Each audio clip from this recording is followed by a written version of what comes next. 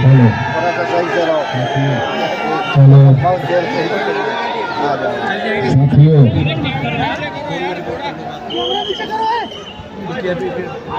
आज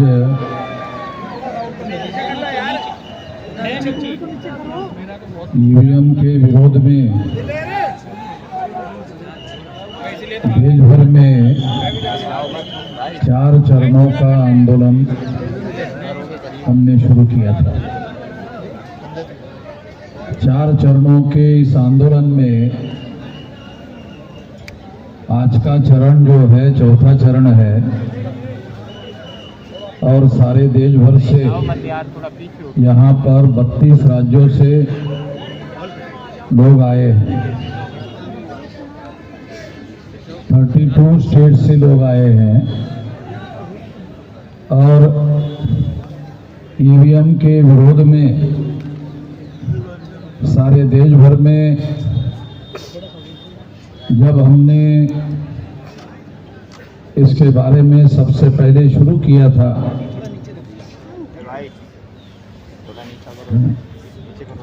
जब सबसे पहले हमने शुरू किया था तो लोग इस बात को नहीं मानते थे कि ईवीएम में कोई गड़बड़ी होती है, मगर जो लोग इस बात को नहीं मानते थे कि ईवीएम में कोई गड़बड़ी नहीं होती है, कोई घोटाला नहीं होता है, अब लोग सारे देश भर के लोग ईवीएम में घोटाला होता है इस बात को मानने के लिए राजी हो गए। हम सब लोगों के लिए खुशी की बात है कि अब सारा देश जो है ईवीएम में घोटाला होता है और घोटाले से चुनाव हो रहे हैं, इस बात को अब लोग मानना शुरू कर दिए हैं। 2019 के चुनाव में चुनाव आयोग ने ये कहा था कि ये जो डाटा है, ईवीएम मशीन का डाटा है, पेपर ट्रेल का डाटा है, इसे साल भर सुरक्षित रखा जाएगा, मगर चुनाव आयोग ने 4 महीने में ही इसे नष्ट कर दिया। 4 महीने में नष्ट क्यों कर दिया?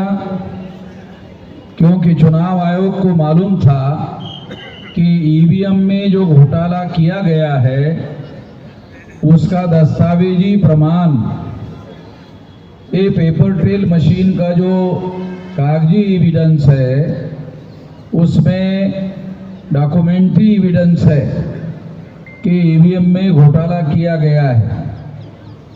इसलिए चुनाव आयोग को ये चीज मालूम होने की वजह से इसे चुनाव आयोग ने साल भर सुरक्षित रखने के बजाय 4 महीने में ही नष्ट कर दिया।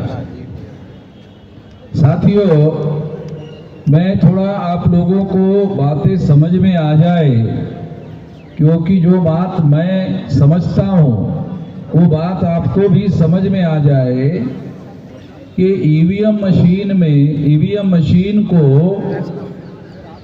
किस बैकग्राउंड के तहत लाया गया, तो आपको ये बात समझ में आ जाएगी। इस देश में बैलेट पेपर पर चुनाव हो रहा था और जब बैलेट पेपर पर चुनाव होता था तो 84 में काशीराम जी ने ये नारा लगाया,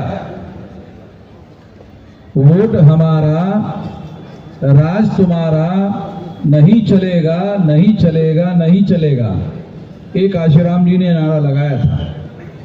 तब भारत का जो शासक वर्ग था उनको ये लगा कि जो लोग शासक चुनने का काम करते थे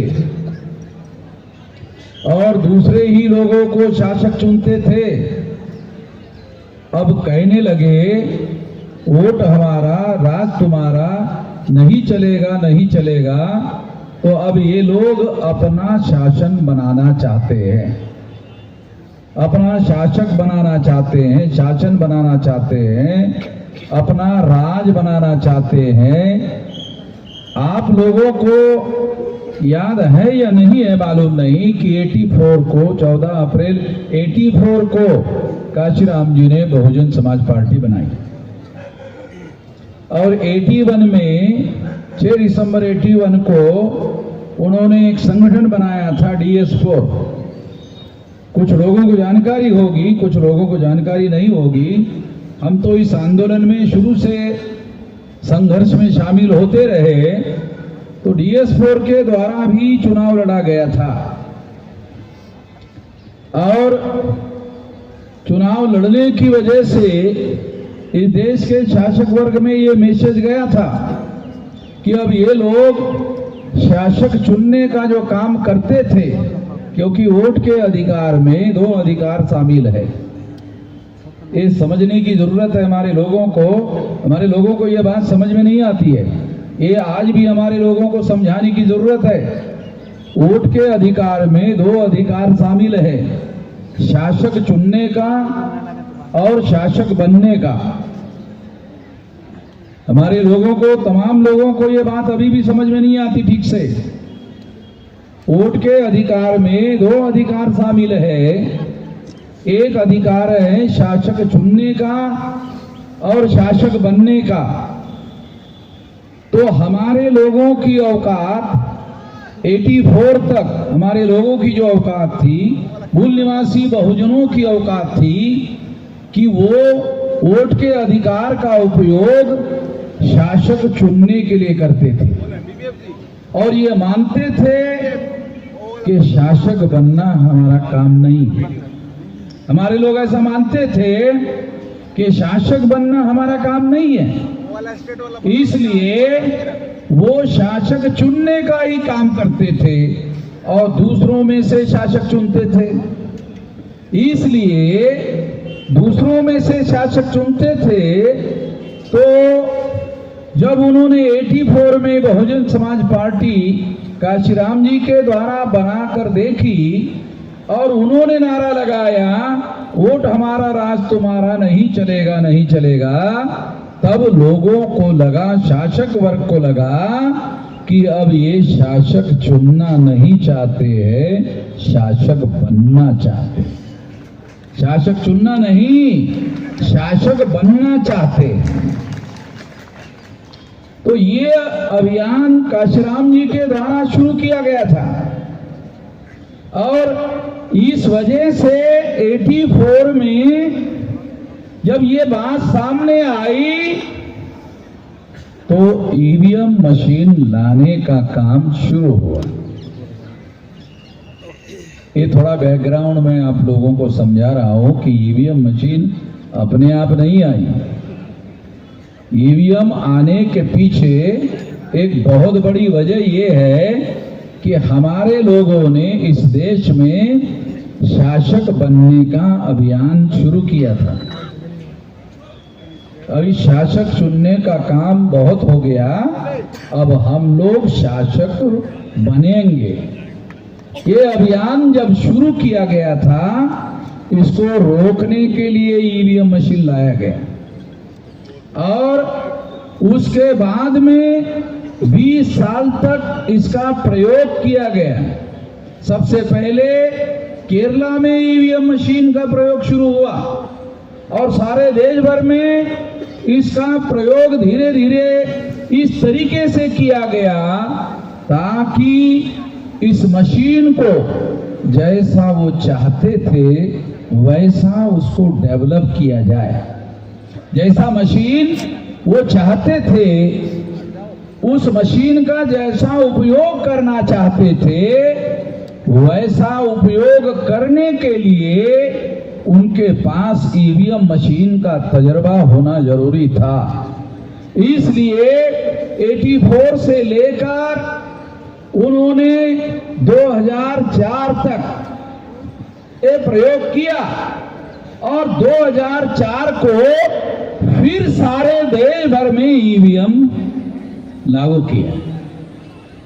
क्योंकि हमारे लोगों को बहुत सारी बातों की जानकारी नहीं होती है, इसलिए ये बात मैं आप लोगों को बता रहा हूं, समझा रहा हूं। ये इस बैकग्राउंड के साथ ईवीएम को समझना है, इस बैकग्राउंड के साथ समझना है।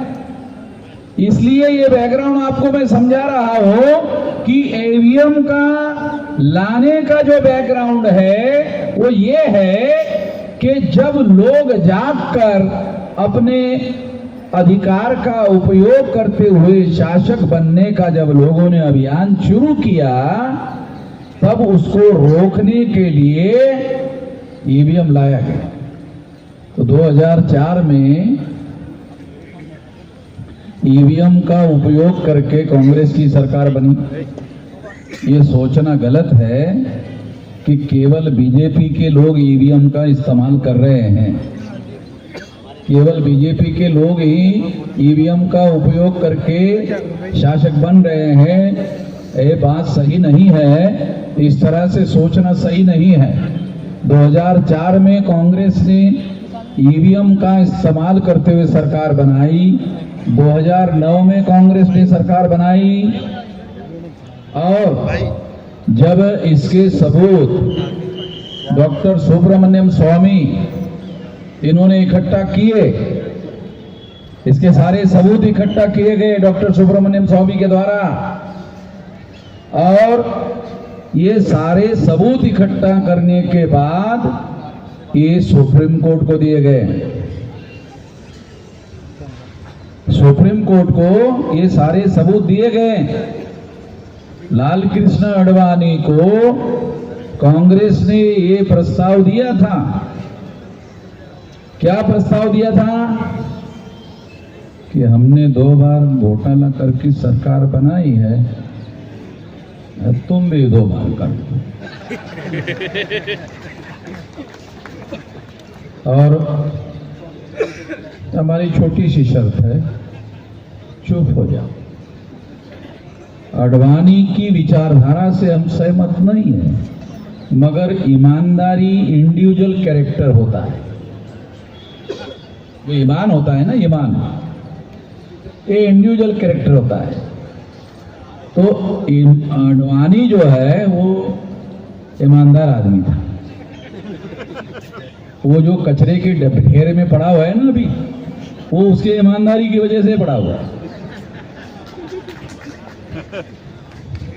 आडवाणी जो है वो ईमानदार आदमी था, और उसके ईमानदार होने की एक वजह ये थी कि वो ब्राह्मण नहीं था। हाँ, ये भी एक बड़ी वजह है। हाँ, लाल कृष्ण आडवाणी जो है ये ब्राह्मण नहीं है। तो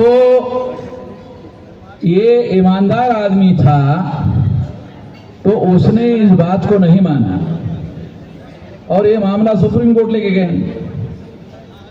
अगर आडवाणी नहीं चाहते तो ये मामला सुप्रीम कोर्ट में नहीं जाता, सुप्रीम कोर्ट में लेके गए।